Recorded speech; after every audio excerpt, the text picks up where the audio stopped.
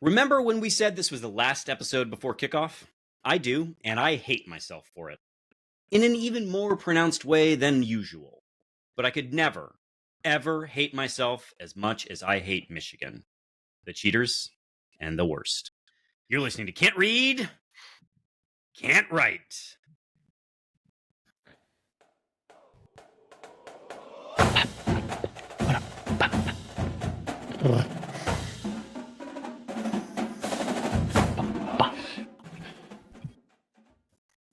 Welcome back, everyone, to another episode of Can't Read, Can't Write, the podcast that proves Spartans can talk. I'm Mike Jones, joined as always by the guy who does the outlining, It's Kevin true. Greck. It has become true. And the guy who's forgiven me for my hate crime and is going to do an airport meet cute, Alex Plum. Gentlemen, it's great to see you both. How are you doing? Delta McNamara Terminal, come through tomorrow morning. If any of our listeners want to go back in time and meet us this morning, several hours ago, Time of listening. several hours ago, we will be in the airport to see you. I think where you should be, Plum, when he's like searching around the main corridor trying to find you, you should be up in the Delta lounge, just throwing him the bird. Wait, that's funny. For a Just man like- who doesn't actually say the F word on the podcast has now... Yes, that's good. That's good, though. That's really good. That's because I know it'll never get posted online, Right. will it, Michael Jones?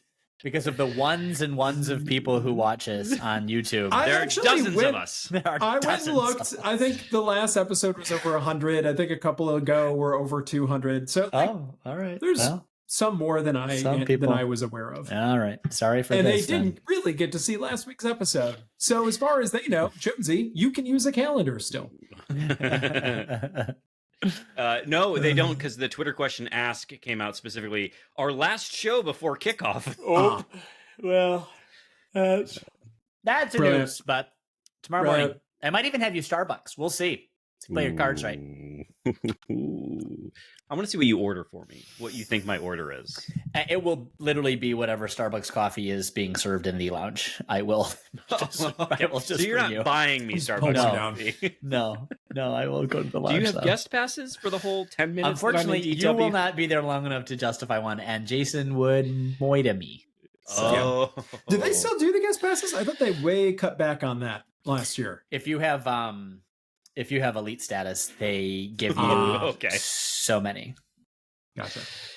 As in a limited number or so many? No, a limited number, yeah. Yeah, okay. And it's also tied to the credit card. You're right that they have fully restricted how often Well, you can get it in. used to be like they really let the riffraff in that place. I had been inside several Delta lounges. Yeah. So the bar needed to be raised. Be raised a little bit. And since that happened, I have not been back to a Delta lounge. Well, it is all absurd. I mean, it's all fucking absurd. So Now that I'm finally talking into the microphone, we want to thank everyone for listening. And if we could ask a small favor, please share the pod with Spartans Your Life. Rate, review, and subscribe wherever you get podcasts. And of course, follow us on Twitter and Instagram at Spartan_pod, on Blue Sky at SpartanPod. Oof, Greg, as you felt the need to point out, you did the outline. Again, this is like 7 weeks in a row or something Well, it's like not that. over-exaggerate. It's fine. It's fine. It's fine. All right. We start behind the green wall where football always leads. And in this case, because we need to fill a week essentially before we get to talk about the game, we could have talked about the whole season, done our over-unders, what we get ourselves on the hook for what we really think is going to happen. But instead, Oh, we'll do we're that going too. to talk assistant coaches and who might be on the hot seat. From there, we might cover other sports around campus. I think women's soccer kicked off today, if I'm not mistaken. So, maybe we talk about it. Probably we don't. We also might talk about some things generally going on around campus. There are some happenings. And then we'll go off Grand River, where I can't imagine what we'll spend our time on there. And then, as always, we will take your Twitter questions. Social media questions. Was that a horse clomping in your house, Plum, or Greg's? Okay. There's a horse in the hospital right now. What's going on? Yeah. All right. We have an equine veterinary center here in Detroit on our process. Let's just go into coaches. I want to lead off here. Okay. I want to lead. I've got a lot to say about the coaching thing, but I need to give credit to Chad Wilt. Chad Wilt might be one of the least learned individuals I've ever read quoted by any periodical of all time. For those who don't know, Chad is our co-special teams coordinator and rush ends coach. So maybe on the hot seat, considering we went, 6 games last year without a sack? I just want to give him credit for some of the most useless answers I've read in a hot minute when asked on how the team is progressing through fall camp with any players separating themselves at the rush end position. He replied thusly, "Great question. Don't have a great answer. There's some good things about that and bad things about that. That right now is the challenge of the guys, to separate themselves. Within the room, how are we separating ourselves? How are you separating yourself to earn a job? And the biggest thing for a lot of the guys, I think, within the team is to separate themselves." What in the fuck are you saying? And it gets worse on preseason All-American punter Ryan Eckley. I think for him, it's just in a lot of the situational things. What type of punt do we want? Is this a flip the field punt? A hang time situation? Obviously, you get into your pin territories. Or is this a location? I mean, it is uncanny.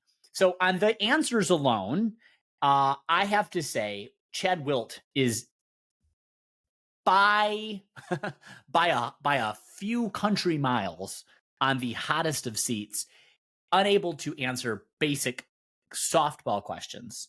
Oof. And you know where he came from, right, Plum? Yeah, Indiana. Stop it, really? IU. A pre-Windiana, Indiana. Yeah. He looks a little dead behind the eyes now that I see his picture. Yeah, he's from Indiana too. The thing is about Chad Wilt, grew up there. It's funny because I've not read quotes from Chad Wilt. Well, I have watched his There's a reason for that, I think. I've watched his media availability. He is, it's interesting hearing you read it aloud because he has an infectious presentation and energy about him.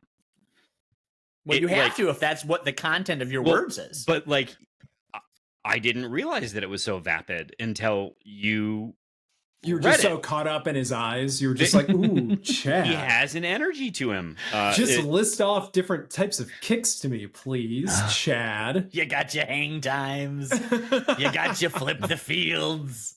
I will read him differently now, but Plum, I would challenge you to go watch him and see if your assessment is the same. All right. Because he's got an energy. But he coached under Joe Rossi at Minnesota, and that has to be the reason that he's here. Trusted guy, dead behind the eyes, and absolutely smooth-brained. But let's see what he does with the position group. But not great last year. I think we said 2 weeks ago, not optimistic about the spot. Yep. So, can I share mine? That's on my hot seat. Yeah.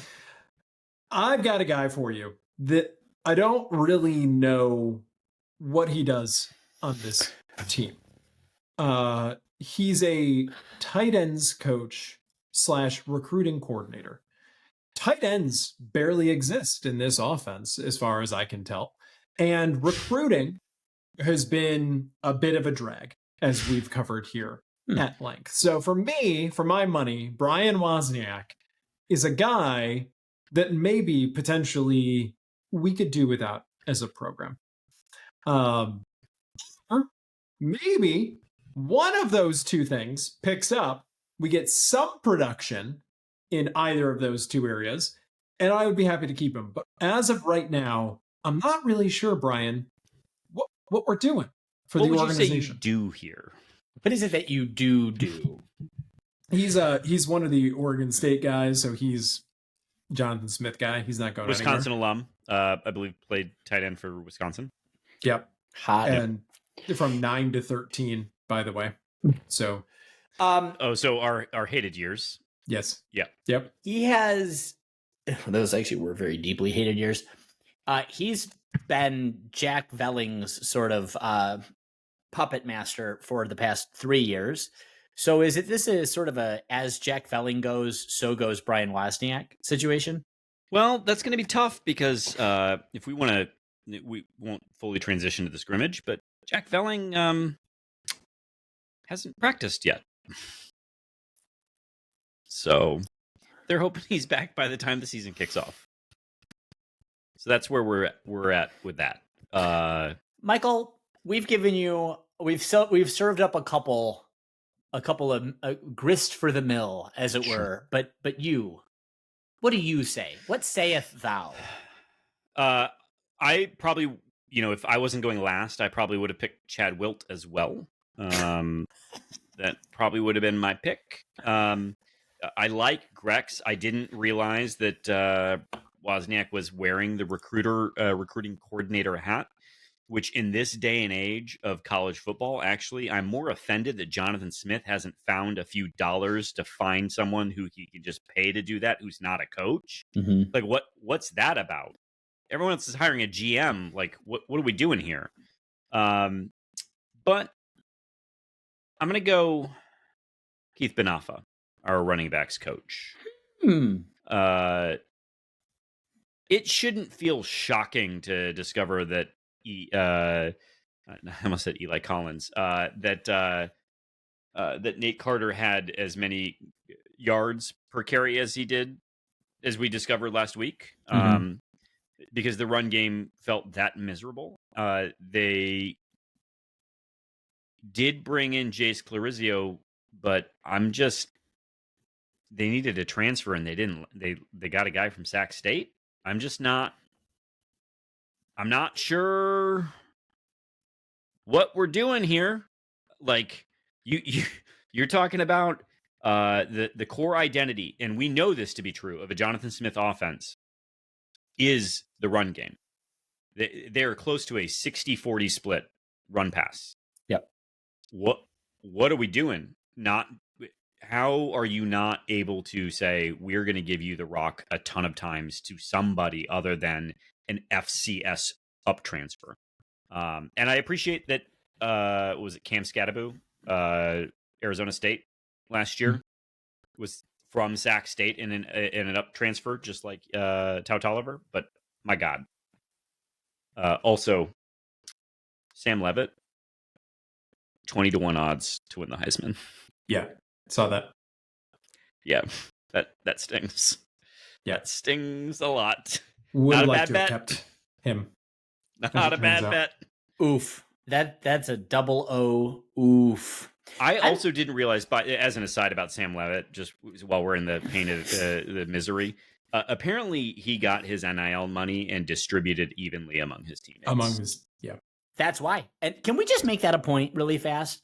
I'm going to just pretend that I know something that I clearly don't, but that's the kind of shit that, like, that's what you write books about. That's the art of leadership. Self-sacrifice. The team comes first. But honestly, if that's intuitive to who this kid is, of course his O-line's going to play fucking harder for him.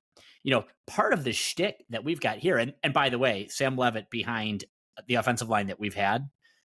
Yeah. Oh, I mean, not 20-1. So let's be explicit. Everything is contextual, and controlling the controllables. This is a great example of it. If true, that's a big fucking deal. I mean, Plum, everyone that you work with will be thrilled to hear you say that. And when they see your next bonus get evenly distributed amongst the organization, they're going to write books about you, bud. Everyone, check out our leadership. Everyone wants the tens and tens of dollars that will flow from that bonus's redistribution. Yeah, that's how that goes. That's the kind of leadership by Alex Plum. Well, all right. It's a good point. It's a great point. When you're young, hope springs eternal. Can I just ask this question? No one said Jim Mahalchek, and that's surprising to me. But I think it's not unfair. Listen, let me just quote MSU head coach Jonathan Smith. Jim Mahalchek is one of the best offensive line coaches in the country. Wow. I mean, the players do tend to gush about. I don't give a fuck who's gushing. I don't care how flooded everyone's basement is over Jim Mahalchek. My point is results matter. So how much runway does the motherfucker need? That's a legitimate question. Obviously, to your point, to the premise of the question, Yeah. Jonathan Smith is just sprung for this guy. So yeah, probably for as long as his tenure is here, so will Jim Mahalchek's. But I don't think it's an unreasonable conclusion. The last time we fired an offensive, offensive line coach, he went to Alabama and became one of their best recruiters. So, like, I think we're just snake bit on the O line. I was going to say nothing to do about it. Yeah, because Chris Kabilovic was also heralded and then was promptly hired by Alabama. I do think, in fairness, last year that offensive line, they were playing true freshmen at points in the season because they were so ravaged by injuries. All right. But Talk if they stay healthy, I think there are meaningful expectations that they are a decent offensive line. That's it. I'm with you. Which is why I will say again that if they can't pick up a 3rd and 2 against Western Michigan, I'm going to lose my goddamn mind. All right. And then I don't put him on the hot seat. Yeah. Good. What do you think about the other way? Guys, do you have assistant coaches that need to be protected at all costs? Jim Holchuk. It's good. I mean, the easy one is Courtney Hawkins. I think that's the one that everyone would go with. I mean, is there anyone who's put more pros in the league? No. Jim Mahalchik might be tied because I think he's got 3 in the league. Everyone seems to love Blue Adams. I don't get it. I think, we even bring him up. But I mean, you talk about secondary with his old Newsboys hat. You guys don't buy it.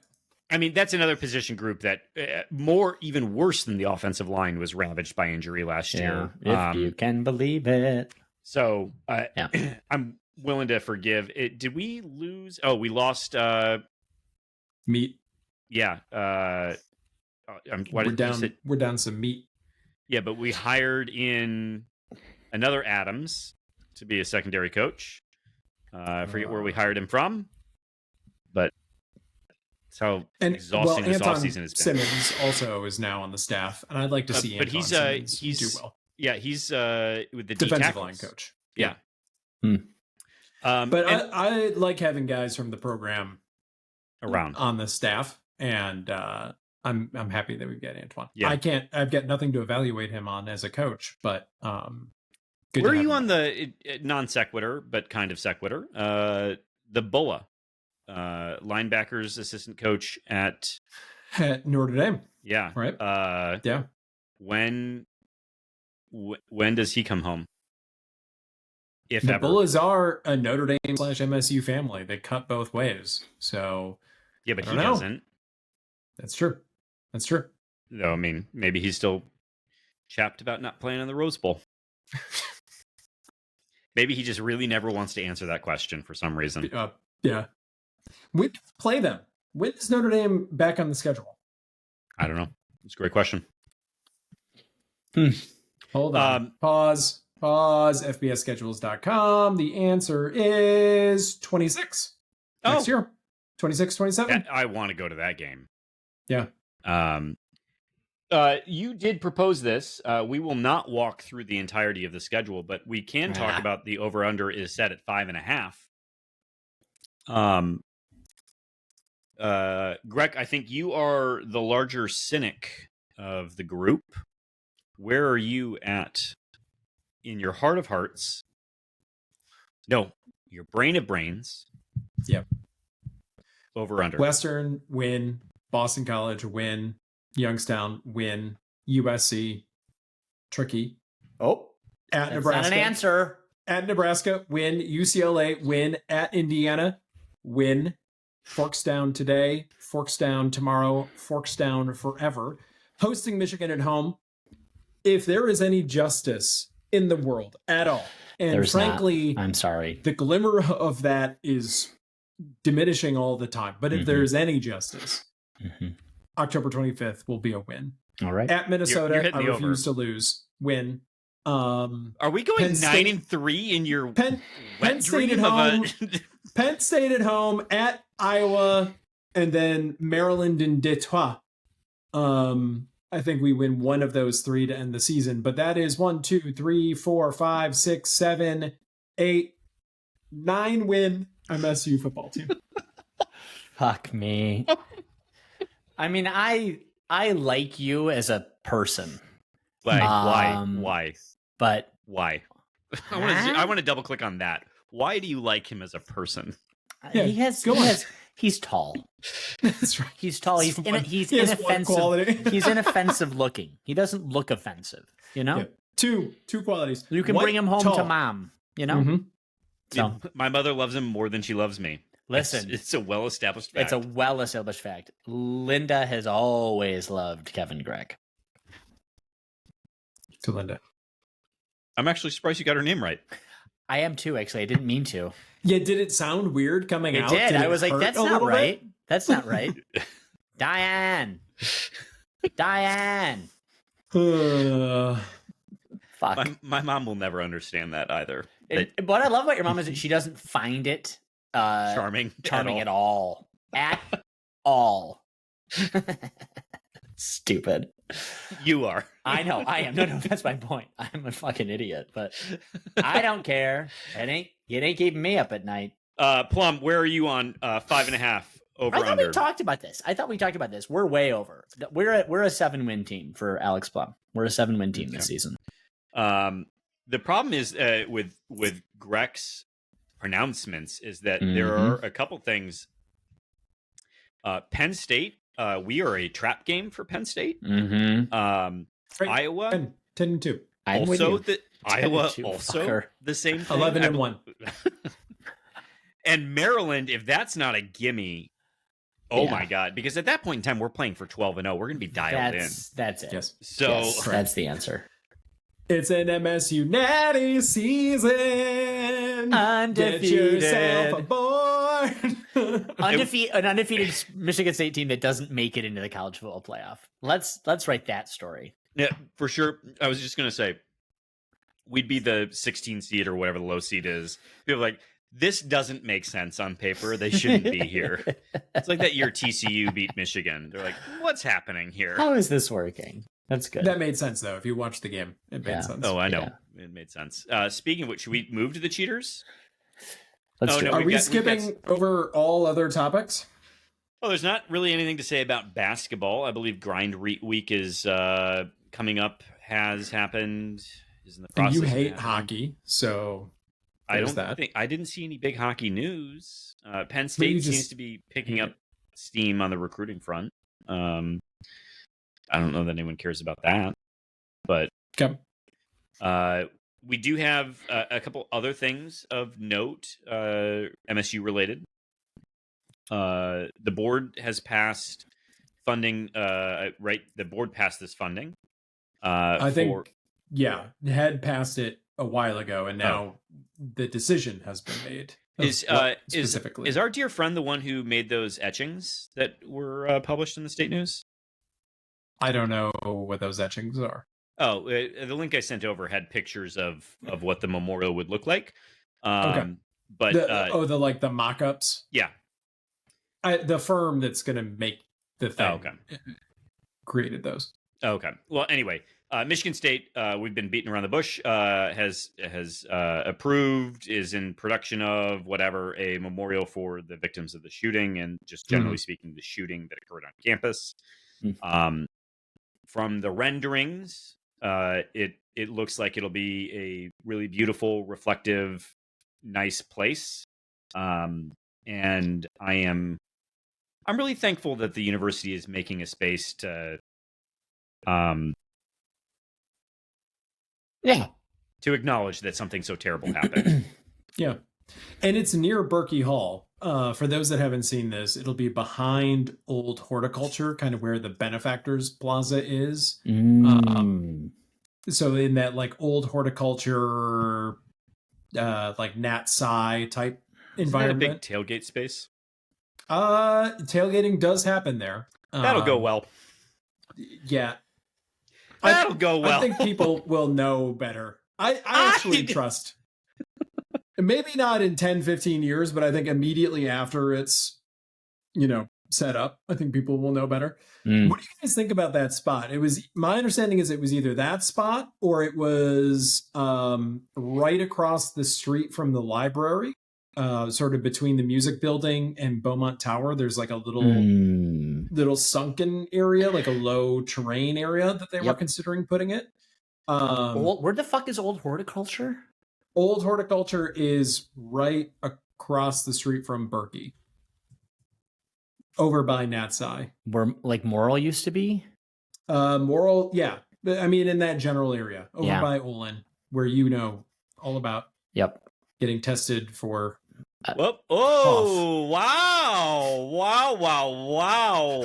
Holy... God. There it is. Wow. What is it? What is there it is. My God. There it is. Mono is what they accuse of having of everyone having back in the day. Yikes. Did he just say, then you went over to the Magic Johnson owned Starbucks after that? Holy shit. Can I actually honestly say this? I never once set foot in Olin Hall. I didn't know what it was for. It was not a good idea to do so. It was to be told that you were pregnant. Yeah, I mean, it literally was. No matter who you were. Either you had mono or you were you're pregnant. sick. Like, if I was like, I guess if I'm sick, I'm going to go home. Like, I mean, we live 45 minutes away, but. I went there once. I had a really bad cold. I think there was something going around. But they sent me home with Robitussin with codeine. That sounds right. Like, oh my gosh. Did you abuse that stuff? Did you have like a... I was legitimately very sick. I mean, I did not abuse the codeine, but... That's too bad.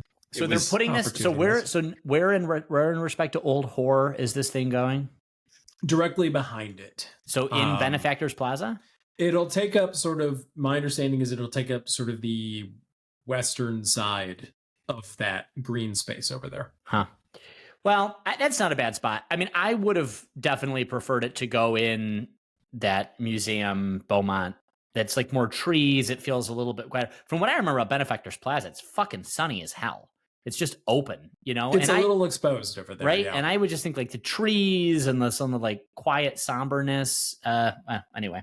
Yeah, I mean, even just, they could have put it right in the middle of any of those, that web of walking paths that are through. So many walking paths. You know, the Beaumont music. Yeah. You know, like by the, like, I don't know. Yeah. There's a giant green space. The tower might be why they chose not to put it there. Like, if it's supposed to be a somber and quiet area to be right next to the Beaumont Tower, I think maybe it's a clash. Yeah. Bells clash. Anyway. Yeah, and I guess the band does march through that space, right? Like, you know, people. That's true. Yeah. Yeah. All right. Maybe. Anyway, either way, I'm not going to nitpick on this. I'm excited that it's happening. It looks to be like it'll be really beautiful and wonderful, and serious, and so that's great. Yep. Very good. Also, we would be remiss to not celebrate the most meaningful championship. Greatest of them all. The MSU Dairy Store. Our champions. Grand champion of the American Dairy Science Association's 2025 ice cream competition with Spartan Swirl and Beaumont Brownie Bliss taking home. Can we call it by its true name? Sesquicentennial Swirl. I would never utter the word Spartan Swirl. Not once. And can I say this? So Greg and I got together on a Monday last week. We ate together at the Peanut Barrel. It was delicious. Mm-hmm. I had to go back on Wednesday because I had to be in Lansing. And after that, didn't have time to see old KG, but I did have time to get mine ass onto campus. And of course, I had one stop, and that was the dairy store. Feels like if you had time for that, you did have time to see Kevin. No, I didn't. No, we had checked the box. Yeah, that box was that's we were good. That's good for a semester for sure. How long is our Delta meet cute good for? Yeah, you're gonna find that out. So, and anyway, they had it all. I got a pint of the Sesquicentennial Swirl, and I got a pint of Izzo's Malted Madness. Delish, highly recommend. Yeah. And then I went and got like a little cup for me to eat in the car, and of course I ordered it as Sesquicentennial Swirl. And the guy didn't fuck around. He wasn't pretending like he didn't know what that meant. Yeah. He did his job. He knew. The guy knew. He fucking knew. We went to the dairy store. We were babysitting the nieces last weekend, and we took them in there and we like let them get whatever they wanted. Huge mistake. Because as all of us know listening to the podcast, the portions are generous. So they were like, we want a single scoop on a waffle cone. And it was as big as their heads. And it was like dripping down. And I had to go back in to get extra napkins and cups. And it was what happened with my son? I think probably. I think this is how all children experience the dairy store. The dairy store. Yeah. It's time to move that thing out of Anthony Hall. Like, honestly, that it's nice that that's where they make it, but it's a disaster every time I go in there. Like, the line is out the door. There's no parking. Yeah. That's a that's all the parking enforcement is. All they're doing is just raking in cash on that place. Yeah. But it's stupid. And to your point, you can't find it anywhere. Like, if I could go to like any of the Big Ten liquor stores and pick up a couple pints or a QD, even the, a Meyer, the Lake Lansing Meyer, or any of these places. Horrocks. So I'm offended. It's deeply distressing, and I'm offended, and I need it to be available everywhere. They used to have the one in the Union. They don't anymore. I genuinely could never understand why. Yep. Yeah. Well, all the same, congrats to the dairy store. And I guess the ag department, or... Sure. Cows. They're going to be twice as many head of cattle on South Campus. It seems like we can make twice as much ice cream. There it is. Get into Horrocks. Moo you. Well, look, if you like Michigan-made things, then you're going to love Mama's Mercantile and Eatery. If you are... Let me stop you there, Jonesy. Did they have dairy store ice cream? They do not. Moving on. Well, if they don't have as we've covered, the dairy store of the American Dairy is Science not exactly making it convenient or available. Okay. But yeah, if look, it's we've talked about it a lot. Great restaurant. You can find them on the Clear Lake Road exit off of I-94 in Grass Lake, Michigan. If you're ordering online, want to check out menus, whatever, go to mamasmerc.com and enjoy. Great food. Let's head off Grand River. And is there anything to talk about off Grand River? Is there anything for us to discuss? Well, there was this lawsuit that we could discuss against the university, Michigan State. But let's save that for the end. Yeah, we'll see where that settles out at. Mm-hmm. Well, so there was, look, I know everyone's getting really tired of us chatting about all the ways in which the NCAA has just rolled back rules and is generally speaking folded, and how the game has moved on. But a little report did come out that did say Michigan did fucking cheat. And so that happened. And it also said that Counter Stallions was in disguise at the Central game. Mm-hmm. It was explicit about that. Mm-hmm. So, yeah. So I think there's a few things to chat about with this. Let's start with the actual punishment of Michigan, as it were, or as it was labeled anyway. Before we get to that, can we talk about the way that they cooperated or lack thereof with the investigation? Yeah. So who amongst us has not thrown their phone into a pond? Can I ask that question? That's good. Who hasn't deleted text messages from a single person, blaming it on storage, from a coworker, indeed, that you routinely chat with? It's a really golden window between when not the dude who fixed your driveway and not when those glean. The story comes out, everyone finds out about this Counter Stallions thing, and then 24 hours later, the university formally announces to all of its staff that they need to retain records and not delete anything. Quite a window. Lot can happen in that 24 hours. I get it. They probably forgot during that time. They're probably like, oh, my bad. We should probably instruct our employees not to destroy any evidence during this time. Not their head coach. Not the head coach deleting, well, the now head coach deleting all these text messages. No, I think this is really something. And I want to just give credit to all of the Michigan fans out there who have really been able to bend over backwards, not defending their conduct, because of course, even they have to acknowledge that it is what it is, cheating, but instead coming for the sagacity of the NCAA. Wow, that's not a credible body.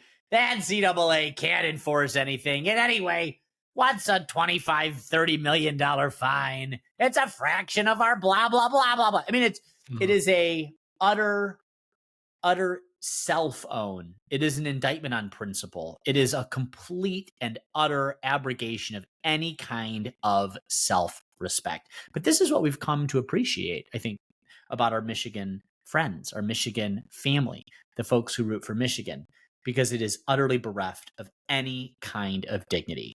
You can't fucking cheat. And the fact that you won a national championship after having been caught cheating is in and of itself morally disqualifying.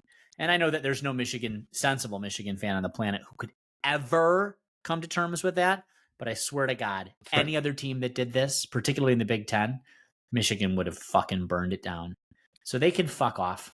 They're all still utterly convinced that they have the moral high ground on everything. Yeah, what's most wild to me is that they are appealing the ruling, saying that the Committee on Infractions didn't follow the rules. Rules are very important to the university. They can't hear, but they honestly cannot hear themselves. They literally can't. It's like they can't fucking hear themselves.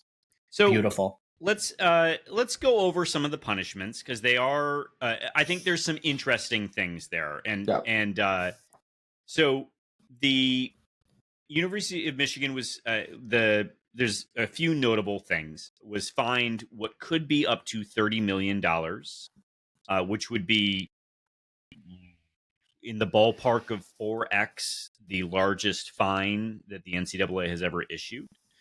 And part of that, there's no postseason ban, and no reduction in scholarships, and the justification, and this is rife with hypocrisy, I'm well aware, because there are other schools that are actively serving postseason bans now for wrongs committed by other people, but is that they didn't want to punish the student athletes who weren't involved in this scandal. No vacated wins either. The justification for that was that I have it here.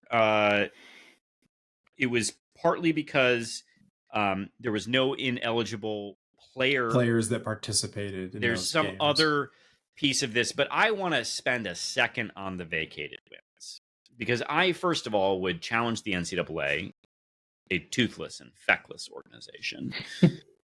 What are they going to do? Are they going to say you broke the rules? Like, are they going to sue for the vacated wins? Is that the ground that they're going to stand on? And you don't punish actually anybody other than the people who cheated. Like, that's the beauty of vacated wins. That is the beauty of vacating wins, is it only affects the teams that benefited from cheating. And so here's the thing that I find troubling is, like, I'll accept actually sort of this weird pedantic thing that they've got going on here, where there weren't any ineligible players. But by that logic, Jim Harbaugh himself could have been paying off referees, and that would not have resulted in vacated wins. Right, because none of the players would have been ineligible from paying off referees. Objectively insane to me, because it is and frankly, paying off exactly the same thing in bestowing an unfair competitive advantage. And the fact that the NCAA was able to acknowledge... Like, you've got to understand, Jonesy, you got to understand, it's not an advantage. They didn't have to do it. All that really matters is when the guys line up across from one another. That's what really matters. And also, Counter Stallions, his game ball didn't actually matter. Like they created like 50 game balls a year or a game. Sure. None of those things were important. Good. He didn't really have to do any of that. He was being supported by a booster who we still haven't identified. We still don't know who Uncle T is. But it gave them no real advantage because really at the end of the day, you got to line up against the guy across from you. I did find learned that from Cat Williams, by the way. But anyway, continue. I did find the other reason. It's not just the ineligible players. It's also that the NCAA took very quick action in alerting the Big Ten of the investigation, which then resulted in an in-season suspension for Jim Harbaugh, which I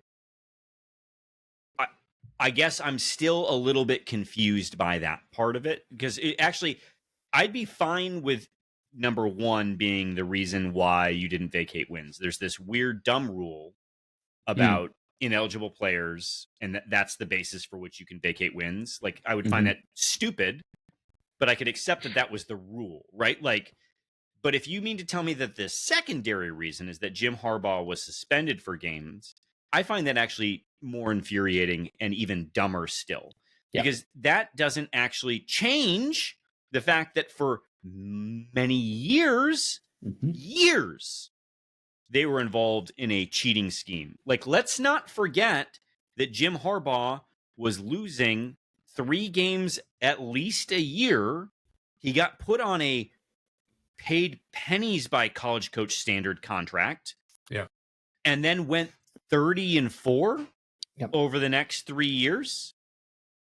Like, what? I'm sorry, his 3-game suspension made that right? So anyway, the other things that happened, Jim Harbaugh is issued a 10-year show cause penalty, which would matter if it weren't for the fact that he's 61 and in the NFL. Also, he's on it won't start yet because he's currently on a 4-year show cause. So cool. You keep muting yourself. Yeah, you've muted yourself again, my guy. Please stop doing that. Yeah, I didn't know that just happened. Get so excited that there was too much energy, and the system was like, we got to cut him off. Cut him off. Anyway, Jim Harbaugh banned. Doesn't matter. He's 61. He's in the NFL, and no one would fucking hire him because he's a prick. So there's that. That's utterly true. Connor Stallions issued an 8-year show cause. If that guy ever thought he would coach, which he wouldn't. Can I just ask this? Yeah, I just want to ask. I do actually think the Connor Stallions show cause is worth something. I mean, 8 years is significant. I agree with you. He was tainted goods. There's no one that's gonna. Well, he's also not. Did he play? No, he was nothing. He's not. He's a non-factor, and this is more of a non-factor. He got his nut. He did the Netflix thing. He's fine. He did what he wanted to do, and that was good for him. Honestly, like, that was his only play, and I think he did it masterfully, and I salute him because we all knew this was going to happen. But I want to go back to Sharon Moore because I think this is really something. I mean, this is really something. 3 games. The guy is getting 3 games. That's it. For destroying evidence. For deleting text messages and destroying evidence. And that's the point.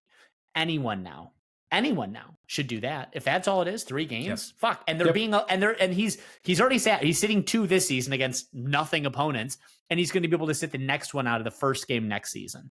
I mean, they have utterly cuckolded themselves. And so when a Michigan person decides not to take umbrage with the actual substance and instead bite at the edges of the futility of being the NCAA, I think everybody agrees with that.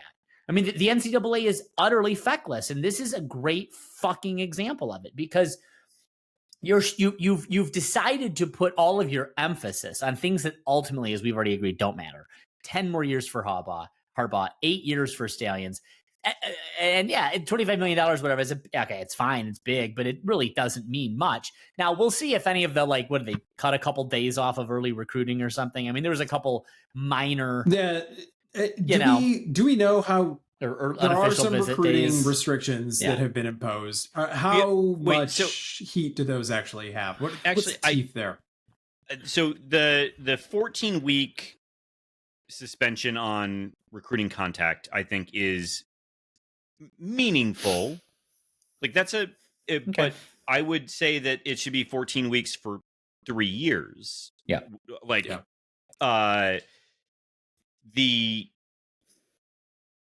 the limitation on official visits was interesting because I did not believe there was a limit. Well, they removed the limit. It became Right, so I'm unlimited.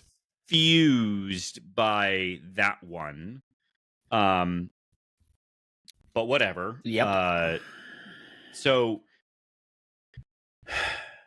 yeah, it gets back to nothing really matters. The lesson here is, if you're an institution of any worth whatsoever, never give an inch. Never give an inch. don't And cooperate. In the media, the number of people, and believe me, I'm taking names. I got a little black book. The number in the media that are just like, oh, we love this. We're so glad that this happened. Yep. Everything sucks even more now than before. Cheating is 100% legal. As long as you get yours, as long as you win, cheating is legal. You should do it. It affects you 0%. And all of our institutions, not just sports, but like, this is the continued erosion of everything that, like, Well, so yeah, kind of two things on that point. First, I've seen a take that there was that this ruling sort of says that it's okay so long as your coach is gone. no, But it's right, not. right, because the thing is, to Plum's point, Sharon Moore deleted evidence. He's part of the fucking conspiracy. He was on the staff when this happened, and he deleted evidence. Yeah, and Greg, you and I talked about this. I talked about this on the pod, but there is, in civil litigation, this idea of an adverse inference, which is to say that if you got rid of things, then you should and can infer that it is as bad as you might think it might be. Yep, and maybe worse. Right, and so the other piece that I don't like about all of this is, so the committee said specifically that the financial fines, I think is what they were really flagging, were a reflection of today's realities of college football. Mm-hmm. And on the one hand, I actually think that that's kind of astute. I don't think they went far enough, but like, if you're going to do that, then you need to make it really matter.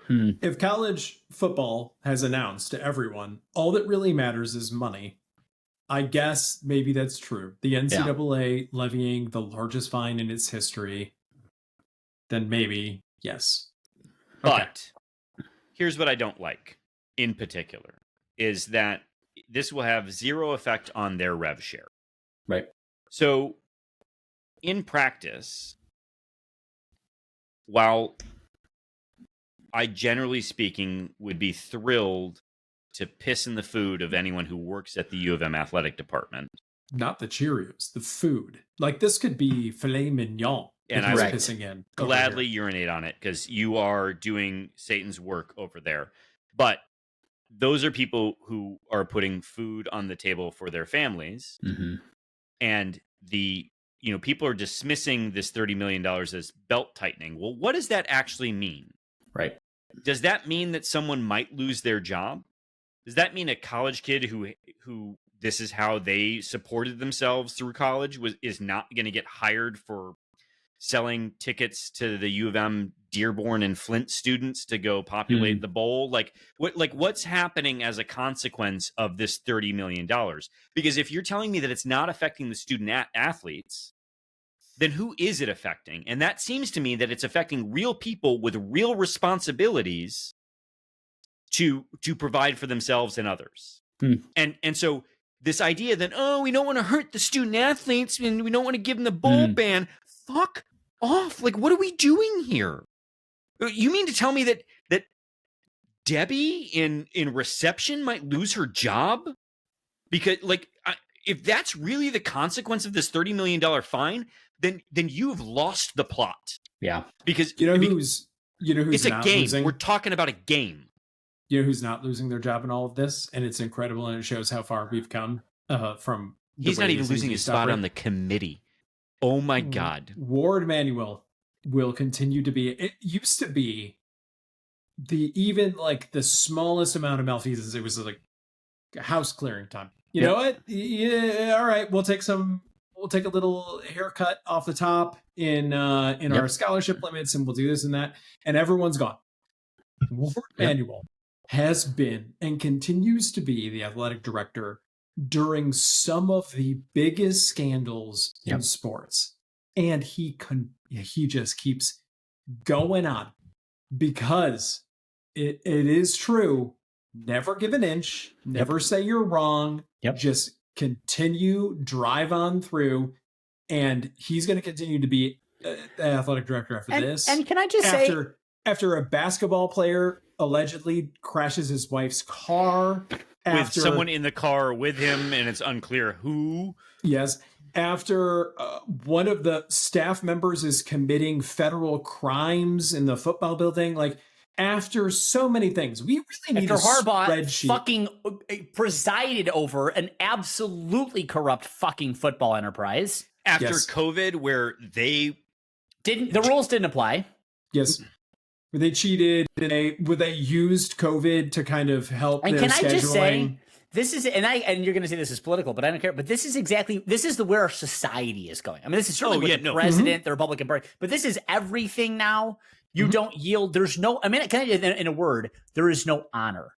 There is no honor. Yeah, it's a good way. That's it. That's the point. There's no honor. And for a program that calls itself the leaders and the best to be ultimately bereft of honor is the biggest fucking self-own. It is just patently, it has to be patently embarrassing.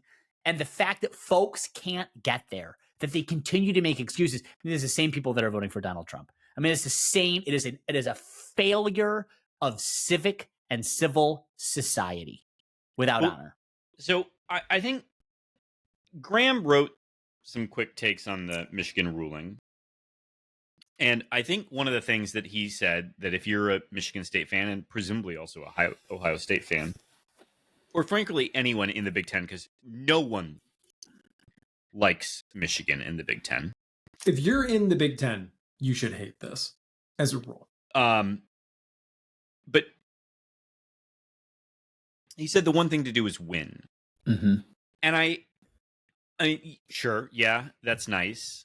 But I do think there is something more to be done here. There is a collective action that can be taken in the Big Ten, which is to say that, like, truly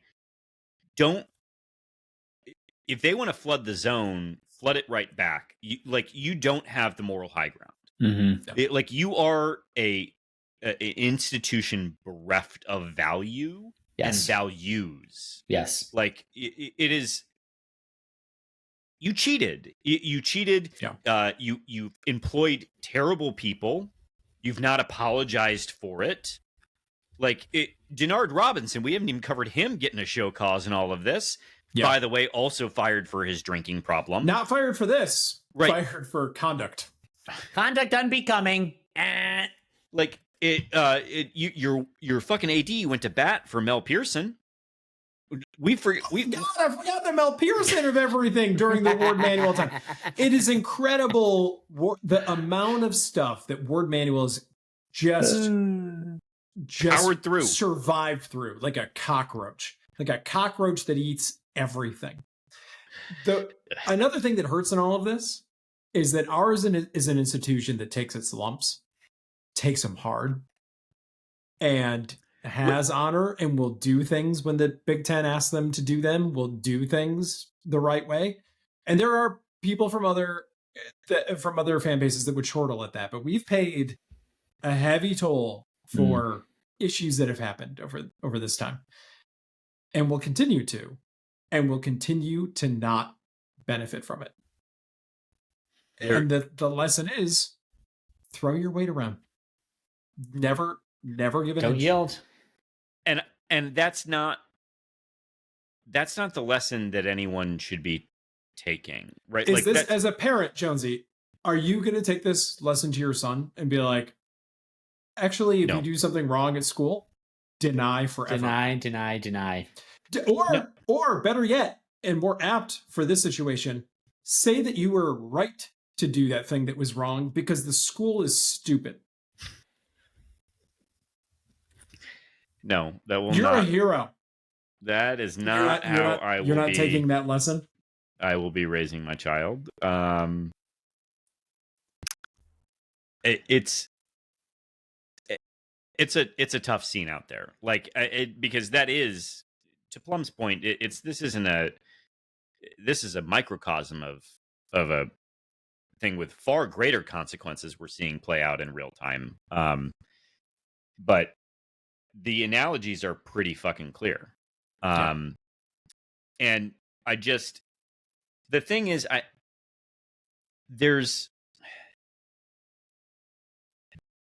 I do genuinely believe that there's a handful of Michigan fans who I would really love to get the cognitive dissonance for them, because they both are smart enough and keen enough to know that what we're saying is absolutely true. Mm-hmm. It would be easy. At the end of the day, they would say, and it's true, would you do all of this to win a national championship? And the answer is probably yes. If this is the price that they have to pay. Yeah, the so answer that's is yes. actually, and that's the other thing I want to circle back to the NCAA's punishments that I really don't like about this, that I hate about this. It's one rich person being able to bail them out. Yep. So you've merely perpetuated the issues of wealth inequality in this country. Like, this is a dumb one, but it is one. And so for that, I just find it unforgivable. Do we want to move slightly onto Central in all of this? Because it is sure. This would be a good contrast, because they're also not cooperating with the NCAA. And the question is going to be, does it work for that? Or do they get absolutely hammered as a result? And I've joked, I believe, with you, Greg, but I'll say it here, that it will be the least surprising thing to me in the world if Central Michigan gets a worse penalty by way of competition consequences than the University of Michigan does. Well, a $10 million fine to Central would be 40 times more consequential to Central than $30 million fine is to U of M. Yeah. I mean, their football program loses money. Yeah. So, and I mean, I will say, at the risk of, because I know Graham and our dear friend Sheehan are fighting right now. They are. Yeah. But There's quarrel. Let's pick a side on this. I want to. Yeah. I've got a side, but we won't share though. Political. Here's the thing. If Central gets levied with a fine in all of this, I would be perfectly fine with Michigan State canceling their contracts right after that to make the nail in the coffin. Good. Kill your program. You've had opportunities to do the right thing in all of this. Yep. You continue. Today is the day to do the right thing. Yesterday was better. 2 years ago was best. Today is a perfect day to say, great, it's out there. Here, and you can just spill. Transparency rarely hurts. Yeah. Rarely explaining where you're coming from and why you came from that direction. Like, people may disagree with some of your reasoning, but at least it gives them the opportunity to empathize with you. And the fact that they are acting as devoid of empathy as the University of Michigan, similar levels of sociopath, die. I don't care. And there's nothing redeeming about that school. I would like to disassociate not just with CMU, but I know I've said it before on this podcast. I'm going to say it again. I'd like to find other rivals in the Big Ten than Michigan. I'd like to move on. I'd like to amp up with Wisconsin again, as we saw earlier. Some of the most fun rivalry games we've ever experienced were against Wisconsin, I would say. Sure. Oregon is a great example. Oregon's Big. riding high right now, but what happens when Phil Knight dies? I don't know. It might be a little you carry us right now, we'll carry you later They probably situation. get $20 billion in an endowment just for football. Penn State would be a great example. They're sitting out there, they don't have anyone to dance with at the protected rivalry. What do they want? Middle Rutger? school. Like, yeah.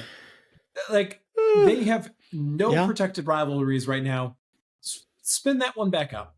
I would make it really like to interesting. find other outlets than U of M. With Penn State for 5 years, let's do neutral site only. Like, let's find somewhere in between. Everyone goes to that same place. Like, you're already in the middle of nowhere. Like, make them drive a little bit farther. Pittsburgh. Certain MSU affiliated billionaire already has the naming rights over at the Steelers Stadium. Maybe they set something up. I don't know. People are saying. No, I'm with you. And I think to that end, that's another example of how we might just say, fuck you to Michigan.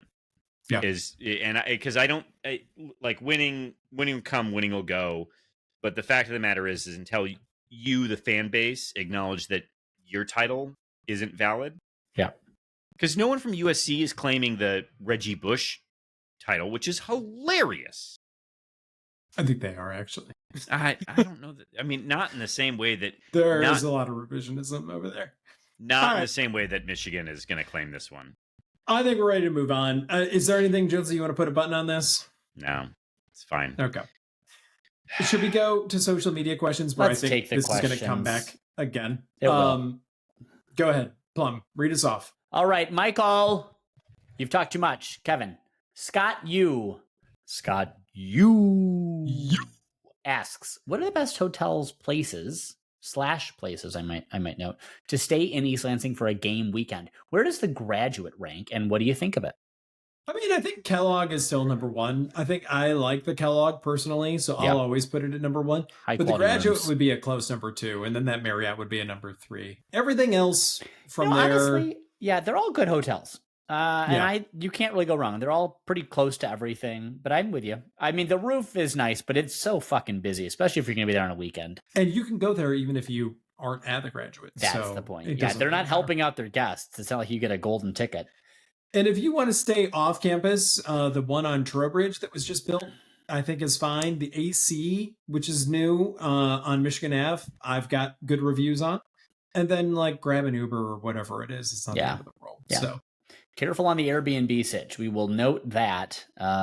What is the Airbnb sitch here it's in messy. my town? I mean, you get some offers that are not too nice. They look like the houses we were crashing in at parties 20 years ago in our day. So I had someone who will remain unnamed, even though I think both of you know who this is, suggest that they want to start an Airbnb in East Lansing, and I advised them against not to do that. It just seemed like you're going to have a bad time.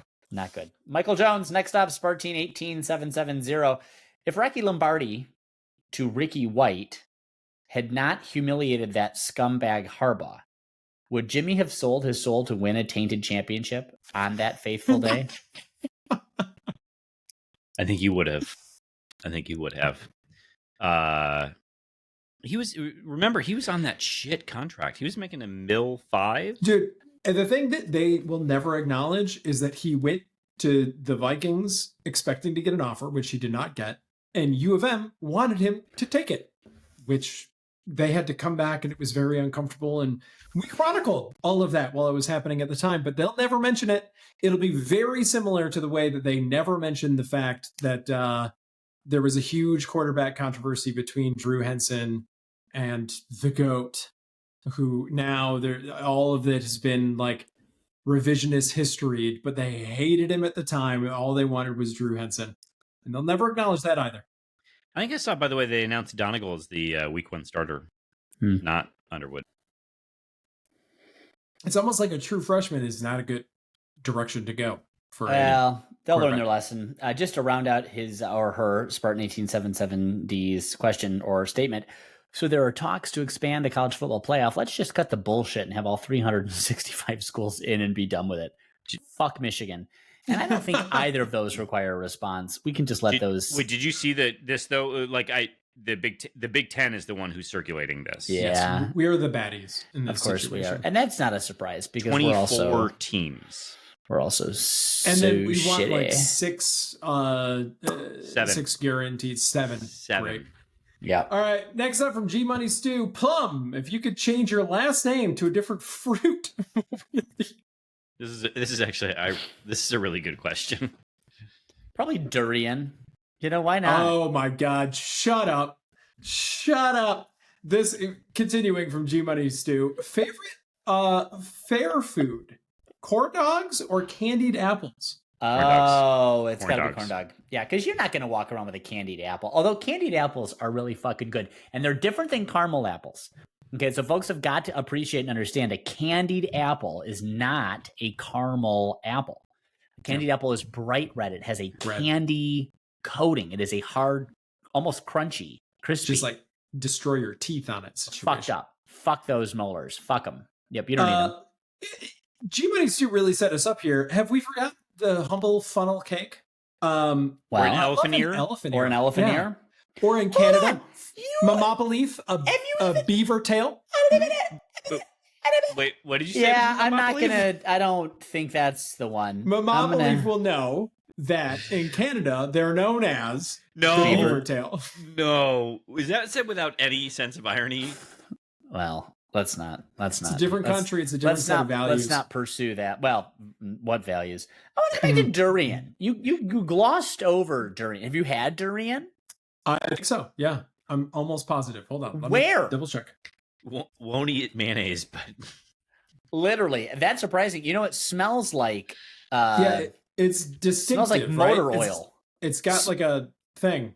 It smells like Yeah. burning chemicals. I will say the smell is awful. It is awful, and well, there are signs throughout Southeast Asia in hotels that say no durian. Durian not allowed on premises. They'll have a picture of the fruit and the cross outside. This is like microwaving fish at lunch at work. It's like Similar microwaving, situation. it's microwaving chicken that's 4 weeks old and has been left on the sun.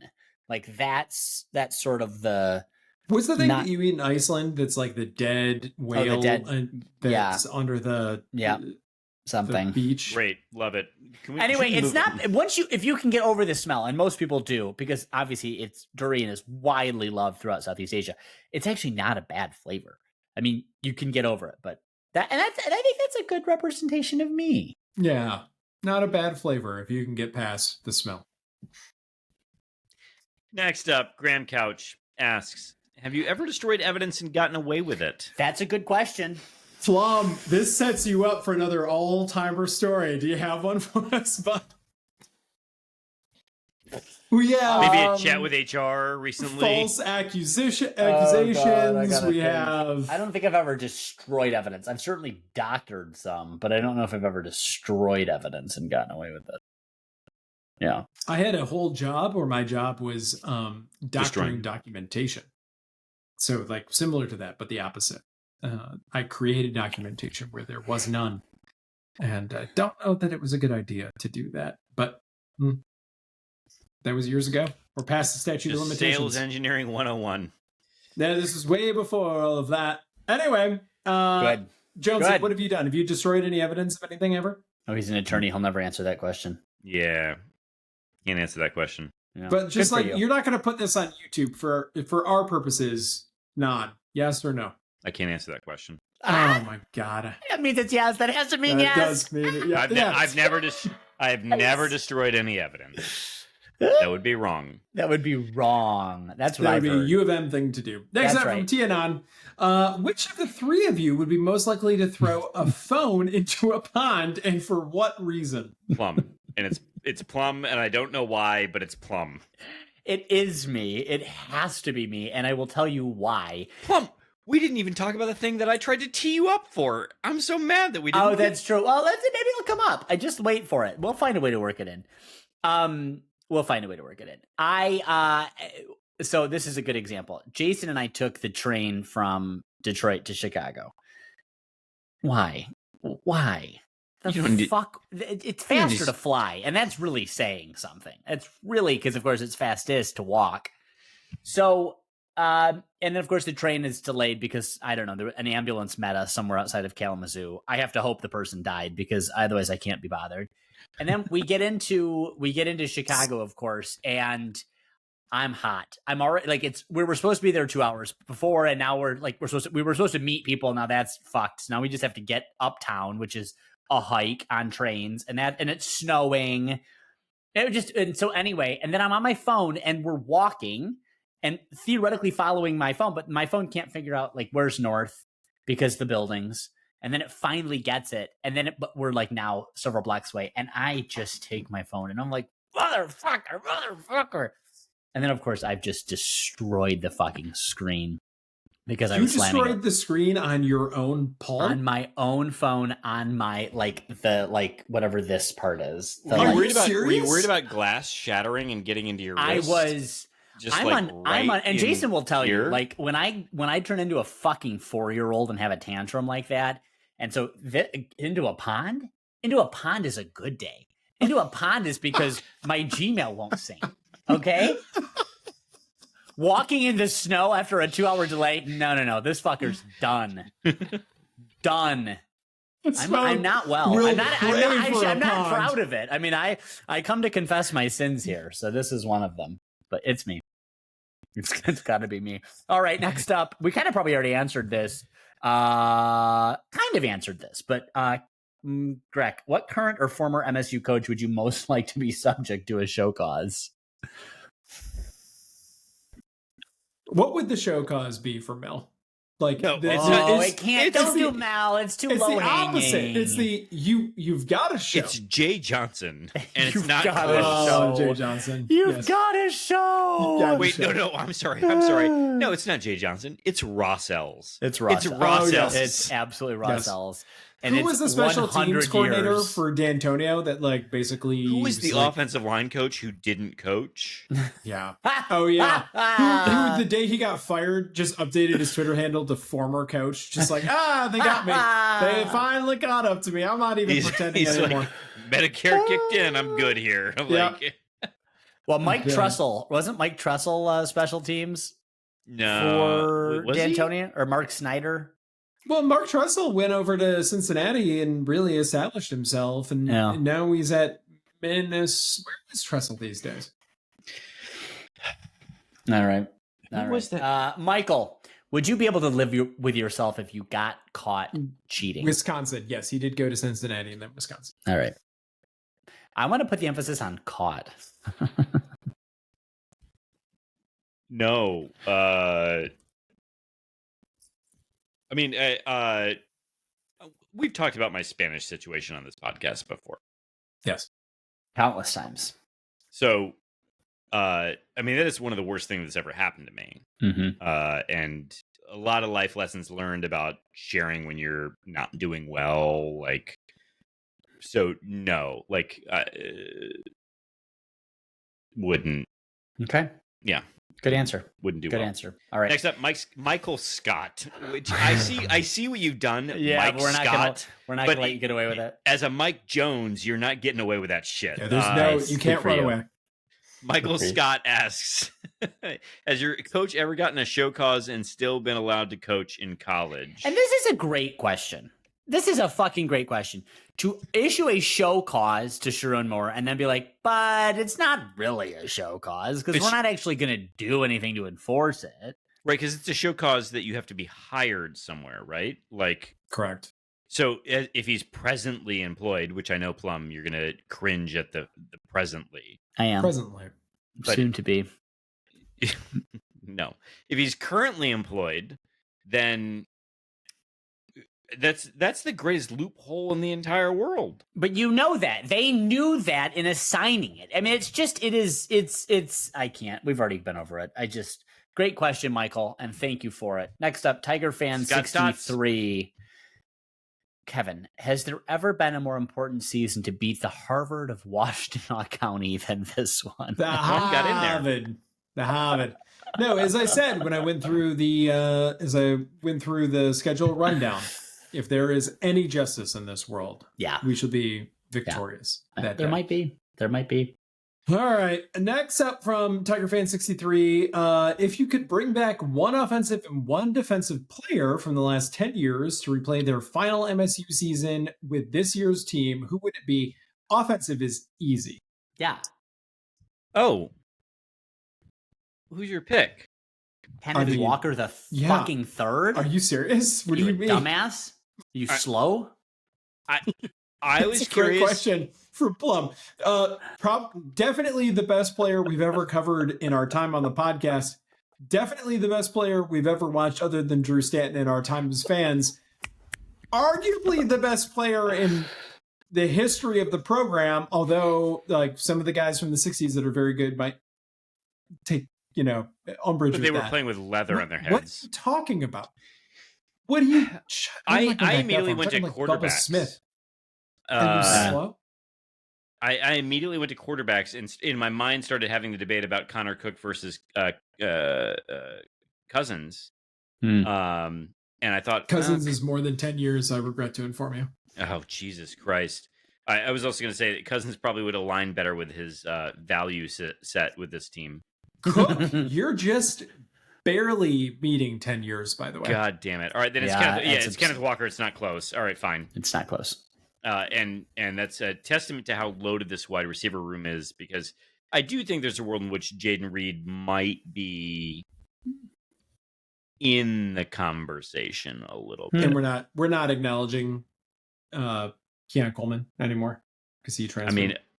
I would actually prefer to be able to like sort of comic level hook off stage, bring him back from the NFL and force him to play a season here in the North. Yeah. Defense is way more interesting. Do you guys have a defensive player that you would? All right, 10 years, so that brings me back to 15. Who was on that 2015 roster? I mean, it might be Ken Willikis, actually. That might be the easy answer. That's good. Yeah, let's do that. Good. I like that. Willikis. I mean, we got to grab like an edge rusher or something like that. I don't know. Willikis is an edge rusher, right? Oh, yes. You're right. Yes. I'm glad no one said Cal Halliday. No one. Malik McDowell? Anyone. No one at all. Damian Terry? Man, this team was freaking loaded. Yeah. Holy God, I'm looking at the 2015 roster. Corn fed. Every fucking last one of them. Can I do why am I Will Golston. Is he in there? No, he's 2013. You know who was a redshirt freshman on the 2015 team? Brandon Sowards. I'm looking at his picture. He looks stoned as shit. Okay, let's move on from this. Good question, Tiger Fan 63. Raymond is back, gentlemen. This week on Spartan Nation, Jonathan Smith teams with MSU Dairy to create a new vanilla flavored ice cream. Chocolate is just too wild. MSU Hockey decides to sell tickets exclusively to Walnut Hills Country Club members and 10K plus donors, and women's hoops and bad football still cheap, and then it gets cut off. Cheap basketball team quits after 0 attendance. Team decides to follow fish and string cheese incident. And then also in all of this, the Upper Deck Jerk guy hit him with a very good Sisters gif, which I know that he's deeply aware of the source material there. So I think we struggled a little bit on the Blue Sky here, but this sounds like I really like where it starts, where Jonathan Smith gets even more vanilla. It's a man after my own heart. Mm-hmm. Yeah, that's good. That's good. Thank you for that, Raymond. We've missed this. Next up from you, the green and white buses are from a time when MSU had its own bus system, independent of CATA. My mother and I used to ride them.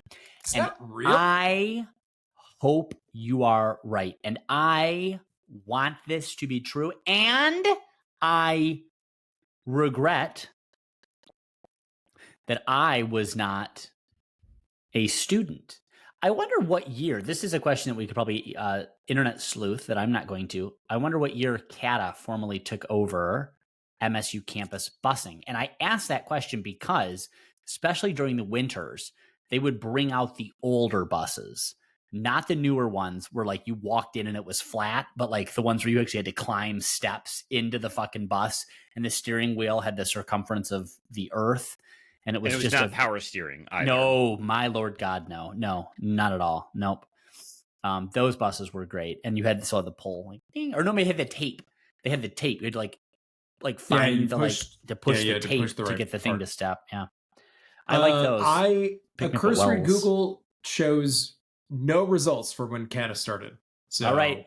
We can't determine if this is true, Raymond. Your mother may have been feeding you arsenic and convincing you about the green and white buses. That happens, yeah. You guys, none of you replied. I sent you, while I was on campus getting my sesquicentennial swirl, I sent you a picture of what? Oh, Central the Services rubble Building. of the Central Services Building. The very rubble. And there were no taps played from you. I got no black flags. I got nothing indicating mourning or somberness, and that is what I expected. For shame. Well, the gas stations were gone. That's... Yeah, it's the end of it. It's still a little fresh. Okay. Next up, and finally from Raymond, will third parties still sell hockey tickets? Yeah, MSU is officially aligned now with, is it SeatGeeks or which one is it? Which one are you best at using, Kevin? All of them equally. I prefer them all. Mm-hmm. I wanted to, if we can for a second, I want to circle back to Tiger Fan 63's question about one offensive player and one defensive player. You're really hung up on this. I mean, honestly. No, Plum, I wanted to ask you about special teams players because Michael Geiger was on the 2015 team. How are you feeling about the kickers on this year's team? So this is a point. You know, Michael Geiger obviously could do no wrong. And I mean, that celebration is iconic on that field goal with the, He could have been a male cheerleader. Could have been a cheerleader. He said it was inspired by the FIFA game, I believe, back in 2015. Okay. Don't know, but I love it. And I'm rooting for him even today. Even today. The special teams kickers that we have today, though, I'm not rooting for as much. I believe Jonathan Smith or someone of Smith was asked, talk to us about special teams, coach. How are they doing? What should we be looking for? To which Coach Smith replied, well, they're having some, I want to get the phrasing right here. Was it groin sensitivity? Soreness. Groin soreness. We don't know how they're doing. Their groins are sore. Sore groin. So I have to say, I don't know what they're being paid to play college football, in addition to the athletic scholarships that they're being provided and the room and board they're being compensated with, the revenue share that they're also getting. And I have to imagine, access to as much huffing of former gas station fumes next to the stadium. But the idea that we are 2 weeks out from the season and we can't answer the question, how are the kickers doing? Because their groins are too sore, is patently offensive. Fucking nut up or sack up, whatever you want to say. But I mean it. If there was ever anyone if the groin is sore, then you have a... You do. You do. You do. It's true. You do. You really have it. All right. Well, let's move on to the Keith Ski, who sums it all up. And so often happens. Our listeners sum it up better than us when we go and drone on for 45 minutes. Well, I'd argue that U of M's punishment is nothing but a luxury tax for a natty. Wow. I mean, it is, in That's fact. good. And we knew as it was happening Yeah. that would be the case. Yeah, too. that's very good. That's very good. Kevin, what's the best from Nikitsky? What's the best gas station snack for a road trip? I eat this under no other circumstances. But a fine beef jerky, I find, is a road trip delight. I thought for sure you were going to say circus peanuts. Yeah. I think those are primarily for circuses and then secondary gas station. I like the chocolate covered pretzels. I don't eat those anywhere else. I like the white I do chocolate those in the ones. airport. Oh, the white chocolate ones. I only ever get Reese's peanut butter cups, like the original, like the 2 cups. On a road trip. Yum. All right, last up from the Keatski. Jones, what are you drinking? I had a margarita, and then I've had beers. Delicious. The Upper Deck Jerk Guy. Plum, you've been having wine. What are you drinking? I finished my. We had was a Viognier Chardonnay blend. Wow. White. Very, very, very good. It is from the Chateau Beaujolais. They have a very good red at Trader Joe's, but this is a Viognier Chardonnay blend from Trader Joe's. Quite good. The TJ. Next up from the Upper Deck Jerk Guy, I saw a quote last show and got excited. And we lied. And we still lied. We lied 2 ways to Sunday. You'll know, Upper Deck Jerk Guy. And following that, what football player are you most excited to watch this year? The kickers. The groins of the kickers. I'm going to be keeping my eye on those groins, checking that strain. Yeah. Anything that you would add on that? Happy to help rub out the soreness. If I can help them, I would be happy to. Jonathan Smith, give me a call. Greg is always the first one to point out a photo op from the football players, so he's going to be very focused. Yeah. Next up, don't you know Miller Lite is like sex in a canoe? I think that speaks for itself. I think that speaks for itself. But I want to go to this last one because I'm unaware of this. Jones, please elucidate, edify us on this. Who would win in a brawl, Sheehan or Couch? And can you give us the backstory? Because I am unawares. I have been caught unawares of said brouhaha embroiling our favorite LSJ columnist and favorite basement podcast recorder. All right. So there is an account, I believe it's called Mac Agenda or something to that effect. Mac Agenda Pusher, that said that it's coming for, it looks down on Michigan State now that we're coming for CMU. Now, Sheehan quote tweeted this with a delightfully hilarious clip with one person off camera telling another person that they don't like them, and this person giggling with joy about how little they care that the other person does not like them. It's good. And Graham took this as smugness on behalf of us to not care about the Mac. What I think Graham is missing is standing up for someone who's created an account on behalf of a conference. Now, I genuinely would poll any fan of any Big Ten school and ask them to honestly report, do they care or wish well upon any other Big Ten school? Let alone the Mac. And I'm pretty sure, I guess my point is there's no one who's a fan of a conference. Sure. That's not a real thing. That's good. Yeah. And so if you've created a Twitter account dedicated to supporting a conference, what you've done is actually dedicated an account to clickbait, because you know that now you've expanded your audience size. And so you can just tweet out a clip or something of Central Michigan or Western or Akron or whomever doing something, and like you're going to get engagement. Yep. And so you can grow your account size that way. So I think Graham is standing up for somebody who does not exist.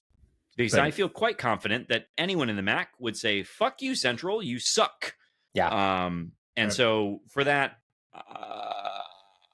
Central can die, and I'm with Sheehan on this one. Yeah, I think Graham's actually the one that's trying to put his nose up in the air in this case and be like, "Oh, I support this whole conference," and then I think that's a big jump from the situation. Yeah, So because again, I don't think anyone at Michigan State actually has a problem with anyone in the MAC. no, I think we actually quite enjoy our relationship with the directional schools in the MAC. I believe last week I advocated that we should continue to do that, like support the state stuff and keep Central out of it. But I said hit all specifically the we other should spots. pick Western as the exclusive school that we play Mhm. MAC games with. Yep. So yeah, no. Love the MAC, but Central can die. And Yeah. I'm also with Sheehan on, I don't care about someone who has a MAC agenda pusher account. Like, that's not real. Yeah, I don't know why we're simping for this account. Do we need two cuts? Do we say simping in real life? Is that just internet slang? I don't know. No, you Anyway, can say simping. Yeah, I simp. leave all of this in. Simp away, my guy. But you didn't answer the question, who wins in the brawl? Oh, That could be different. I think I've not met Sheehan in person. That's what I'm going to say. No, Graham fights dirty. I know it. I think He's Graham got a would do fucking whatever it tire takes. iron, 100% bat with nails sticking out of it. It's Whatever it the takes. Christopher Graham Walken. grew up in Lansing. I pranked him Yeah. with a tire iron. Yeah. Anytime you get a tire iron involved, it's a comic That's relief. All right. Next up, Jason Fry. This might be my favorite question of the week, and it's going to you, Kevin. Lots of discussion about front butt on last week's episode.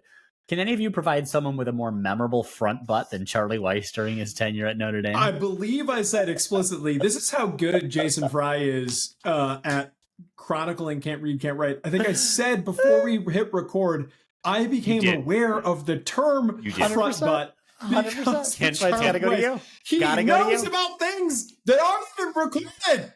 Got to go to you. He's incredible. But if we had to He's pick the someone best else, scribe. it's Bert. It's Bert. And it's Yes. Bert. Very good front butt. Balamala. The juggalo front butt. Give him that himself. old F butt. And finally, from Mamopoli, as Jonesy tries not to spit beer up through his nose, as I said juggalo. It's coming out. It did. It came out. Watch this on YouTube. I'm just imagining it's painted up. This front butt's painted with a belly button. It's like an eye with the diamond around it. You're so stupid. Yeah. Hey. All right. Finally, from All right. Mamopoli, here to talk about beaver tails. What household projects? What household projects are you getting done before football season starts and you lose focus? Well, today Jason, my Lord and my God. I love him. I married him. I chose him. Mm-hmm. We have painted the dining room. It's always painted. It was all painted. At some point in the history of the house, the owners didn't put on it's not wallpaper. It was some sort of fibrous skim coat, what we would call a skim coat today. Some sort of like oil-based primer is what you would typically use on a plaster wall now, and then you would buff it, sand it out, another regular primer, and then you paint. At some point in history, I don't know why, this wall had a wallpaper-esque, but something much more fibrous applied to it. And I don't know what that is. I don't know if that was a finish or I don't know what it was. But this thing is layers deep at this point. It's layers. It's paint on paint on paint on fibrous substance on paint. So anyway, the fibrousness has, of course, it's, I don't know, fucking 67 years old at this is probably, at least maybe it's 100. I don't know. And it had started to buckle in places. And so you could see ripples in the wall. And we knew the ripples weren't plaster because plaster doesn't do rippling per se, it just cracks. And so someone had just said, if you just take a straight edge, like a utility knife or whatever, and just cut out where the rippling is, you're going to have to probably take some Gorilla Glue and glue down the edges, but then just get a little joint compound and you just smooth it out and then you can paint over it. And I thought that's what he was going to do. And then I came back into the dining room and I see that he has fully removed this fibrous layer from 3 of the 4 walls in the dining room, undoing hours of the painting work that we have completed. So we'll be finishing the dining room again, and I look forward to it. with creating zeal and gusto. like divots in the wall as a result of all of that, all of those layers being removed? The walls are maybe this is why they put this layer up. The walls are pristine. Pristine. Of the 3 walls that he removed this coat on, only there are maybe 1 or 2 cracks that are going to need to be a little chiseled out and added, and like some joint compound. I mean, I have to give credit to somebody who built. I mean, maybe just whoever built houses 100 years ago. These plaster walls are incredible, but no one cares about any of this. That's what we'll be fixing, and just another project that wasn't on the list that now is on We the have list. 100-year-old plaster walls here. They might as well be brick. It's crazy. I have mulch in the driveway that gots to go before football season. Yeah. That. Michael? What about you, Jonesy? Michael, you? Well, Plum, your story reminded me. We have a half bath that was an add-on to the original house. Yeah, it's like a tumor off the side. And it was not. It was never insulated. Insulated. So it gets very cold in the winter and very hot in the summer. And so I nag people around here to close the door because it affects the heating and cooling for the remainder of the home. What a cool guy. Yeah, I'm a great time, but when you spend a lot of money on your heating and cooling bill, you start to care about things like this. Aha. So anyway, one day at night I closed the door to this bathroom during the summer, and I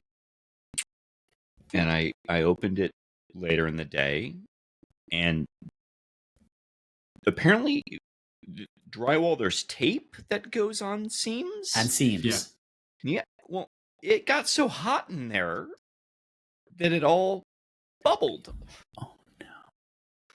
So a room that I spent a lot of time painting, like 2 different colors, like it looked really sharp. Used to. Now Used to. Yeah. I have to rip that tape off and put it back on, or just say it's a 100-year-old house. Who cares? You just put another thin layer of joint compound on top of it. Just seal it back up. It would have to be on the whole home because the. I'm going to send you pictures. This is. Show me tomorrow. Show me tomorrow when we're together having our coffee. Anyway, next up, Mama Leaf. Thank you for that. That he's brought down from the Delta Lounge. From the Delta Lounge to you. Susan, I just want to be clear that was a great question, and somehow it was still awful. You made him relive this, and then truthfully, Mama Leaf, you made all of us go through that as well. Yeah, no, that's fair. Good. I could have talked to you about my lawn. Next up, will Santiago be enough to break the sack drought? I don't know why you picked that particular player, Monopoly, but I don't know. I don't care. Oh, I mean, the sack drought has got to stop, right? So Santiago, or whomever, it's impossible David. at this I point. don't care. Whoever gets it. Santiago, a whale's vagina. David. All right. David whale's Balake. vagina. All right, gentlemen. This has been a great time. Plum, I'm going to see you far too early in the morning. Yeah, in a few hours. Fucking A. I will be... dear listener, truly, I will be getting in an Uber in 5 hours. Go green. Go white!